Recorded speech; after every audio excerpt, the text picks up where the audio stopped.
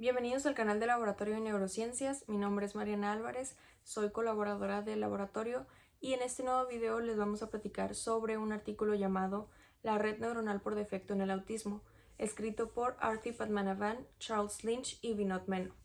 Se menciona la definición y las regiones cerebrales que intervienen en la red neuronal por defecto. El funcionamiento de esta red se puede observar en momentos en los que no estamos realizando alguna actividad que implique concentración, es decir, en momentos de ocio. Esto permite que vengan a nuestra mente recuerdos de forma aleatoria y en el artículo se relaciona el trastorno de espectro autista con la interrupción de esta red. Esperamos que el video sea de su agrado. Muy buen día compañeros, mi nombre es Roberto Salazar y el día de hoy les voy a estar hablando un poco sobre un artículo que leí referente a la red neuronal por defecto y al autismo. Espero que les guste mucho. Antes de poder explicar la relación de la red neuronal por defecto y el autismo, creo que es importante dejar muy en claro cómo funcionan, o más bien el cómo entendemos que funcionan ambos. La red neuronal por defecto se distribuye en tres zonas: la zona medial, de los lóbulos temporal, parietal y el prefrontal, y se activa de una forma u otra, dependiendo de si estamos llevando a cabo tareas que requieren una atención focalizada, sostenida en elementos cambiantes de nuestro entorno físico. Esto significa que la red neuronal por defecto es el sistema que se activa cuando comenzamos a tener procesos de interiorización, o como algunos le suelen llamar, estarido, cuando soñamos despiertos, en un estado de ausencia, ensimismados en nuestros pensamientos. Lo que se sabe acerca de esta red neuronal, al menos en palabras de Arturo Torres, es que la naturaleza de este vagabundeo mental no se trata de una actividad que conlleve el apagón de amplias zonas del cerebro y el descenso de la actividad coordinada de nuestras neuronas, sino que sigue estando ligada a un funcionamiento sistemático y determinado de zonas encefálicas. O dicho de otro modo, cuando soñamos despiertos, nuestro cerebro no se desactiva, sino que entra en un estado de activación diferente. Ahora, ¿a qué conocemos como trastorno del espectro autista?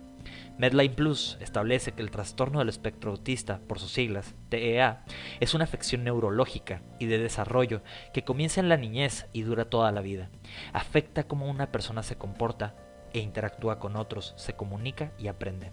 Este trastorno incluye lo que se conocía en algún momento como síndrome de Asperger y el trastorno generalizado del desarrollo no especificado. Se le llama trastorno de espectro porque diferentes personas con TEA pueden tener una gran variedad de síntomas distintos. Estas pueden tener problemas para hablar con usted y es posible que no lo miren ni siquiera a los ojos cuando usted les habla. Además, pueden tener intereses limitados y comportamientos repetitivos, e incluso es posible que pasen mucho tiempo ordenando cosas o repitiendo una frase una y otra vez. Incluso pareciera que están en su propio mundo. Ahora, sin más dilación, les voy a presentar el artículo titulado La red neuronal por defecto en el autismo, un artículo elaborado en conjunto en el año 2017 por distintos autores, entre los que se incluyen Arti Padmanabhan, Charles J. Lynch, Mary Scaer y Vinod Menon. Neuroanatomía de la red neuronal por defecto. Una de las cosas que nos puede ayudar a entender de mejor manera el funcionamiento de la red neuronal por defecto es entender sus partes separadas, como lo puede ser la corteza cingulada posterior, que se considera un centro funcional central y se sitúa entre la rama marginal del surco cingulado y el surco parietoccipital, y ha sido implicada en el procesamiento relevante tanto para uno mismo como para los demás, incluidas tareas que requieren memoria autobiográfica e imaginarse uno mismo en el futuro. La corteza prefrontal medial abarca una colección de regiones contiguas, fuertemente interconectadas en la corteza prefrontal, incluidas la corteza frontal orbital y frontopolar superior medial, y las porciones anteriores de la corteza cingulada.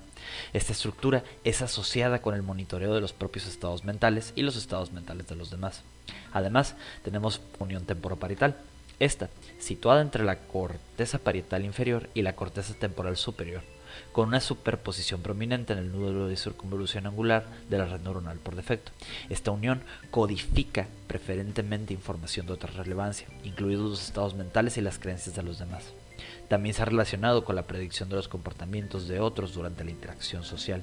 Y por ejemplo, se ha demostrado que la estimulación magnética transcraneal en la unión temporoparietal derecha interrumpe la capacidad de un participante para atribuir intenciones a otros y la capacidad de distinguir la información relevante para los demás de la relevante para sí mismo. Algunos estudios revisados por los autores informan una disminución del reclutamiento de la unión temporoparietal y la corteza prefrontal medial dorsal en adultos con TEA. Sin embargo, otros estudios informan disminuciones solo en relación con el dimorfismo sexual en el TEA, con un estudio que muestra que los adultos masculinos, pero no femeninos, con TEA, muestran una actividad disminuida en la corteza prefrontal medial y la unión temporoparietal en relación con los adultos neurotípicos, mientras que un estudio diferente sugirió el patrón opuesto, que muestra que las mujeres, pero no los hombres, en el grupo de TEA, muestran una disminución. Una de las cosas que puede parecer más interesante al revisar las investigaciones referentes al TEA y la red neuronal por defecto es que las resonancias magnéticas funcionan en un estado de reposo y se han utilizado ampliamente en estudios de TEA debido a la relativa facilidad para adquirir los datos de los mismos. Estos estudios demuestran de forma consistente que la red neuronal por defecto se encuentra entre las redes funcionales más interrumpidas en los TEA. Y es importante destacar que una serie de estudios informan que la organización intrínseca de la red neuronal por defecto es interrumpida y se asocia con déficits sociales en niños y adultos con TEA. Esto último es importante porque nos va a llevar a uno de los últimos temas a revisar, y es que varios estudios de difusión nos informan sobre una actividad típica de la sustancia blanca en los TEA.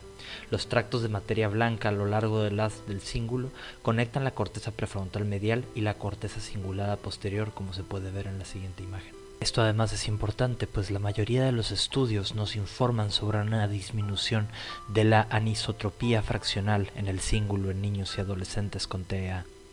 Conclusiones. La síntesis de los hallazgos encontrados por los autores nos sugiere que la integración atípica de información sobre el yo y el otro en la red neuronal por defecto recae en los déficits sociales en las personas con trastorno del espectro autista.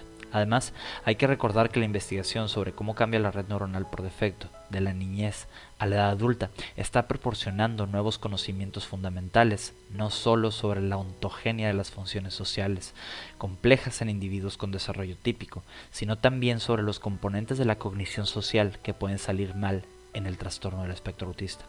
El análisis de esta dinámica de circuitos cerebrales nos ofrece nuevas posibilidades en este sentido, como la capacidad de cambiar de manera flexible entre diferentes modos de pensamiento y marcos de referencia. Es una característica crítica de la función social adaptativa y las deficiencias en los procesos sociales complejos en las personas con el trastorno del espectro autista. Es importante recordar además que este es un tema bastante nuevo y no existe suficiente información referente al tema. Lo que era una simple hipótesis referente a la conexión entre este sistema tan complejo como lo puede ser la red neuronal por defecto es claro, pero aún falta mucho por investigar sobre el tema. Y bueno, al menos eso sería todo por mi parte. Aquí mismo les estaré dejando el artículo original, así como algunas de las referencias extras que utilicé para llegar a esta síntesis.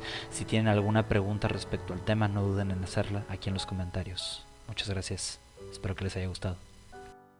Se rescata del artículo la vinculación de modelos neuronales de la red neuronal por defecto con ciertas características específicas de la disfunción social existente en el trastorno de espectro autista, y también se remarca la interrupción en niños y adultos con este trastorno. Esta investigación funciona para impulsar el interés en el tema y que se realicen futuros estudios sobre la integración atípica de la red neuronal en el autismo, los cambios a lo largo del ciclo vital y su interacción con otras redes cerebrales. Muchas gracias por ver nuestro video, nos vemos en el siguiente.